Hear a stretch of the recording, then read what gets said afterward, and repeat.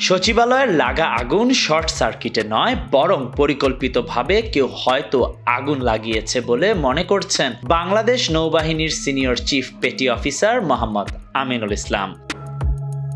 বৃহস্পতিবার সচিবালয়ের ভেতরে পরিদর্শন শেষে বেরিয়ে সাংবাদিকদের তিনি এসব কথা বলেন।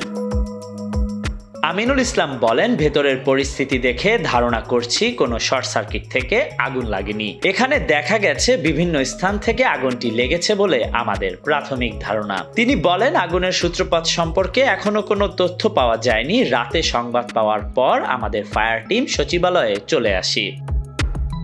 সচিবালয়ের মতো একটি গুরুত্বপূর্ণ স্থানে একটি ভবনের নানান জায়গায় কিভাবে আগুন লাগলো জানতে চাইলে তিনি বলেন, আমি তো দেখিনি কিভাবে আগুন লেগেছে, তবে আমরা ভেতরের পরিস্থিতি দেখে ধারণা করছি কোনো শর্ট সার্কিট থেকে আগুন লাগেনি। যদি শর্ট সার্কিট থেকে আগুন লাগতো তাহলে নানান স্থানে আগুন লাগতো না। কে, কারা বা কিভাবে আগুন লাগলো সেটা সঠিক তথ্য এখনো আমাদের হাতে আসেনি। প্রাথমিকভাবে আমাদের মনে হয় কেউ পরিকল্পিতভাবে এই কাজটি করেছে।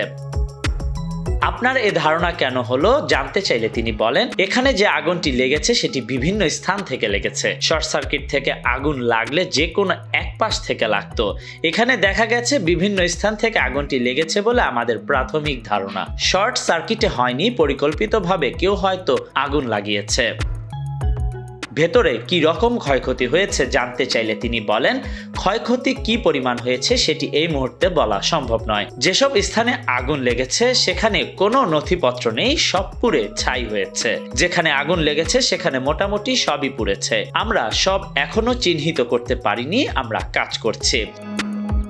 আপনাদের কোনো সদস্য এখনো ভেতরে আছে কিনা জানতে চাইলে তিনি বলেন, আমাদের কিছু সদস্য এখনো ভেতরে রয়েছে, তারা কাজ করছে।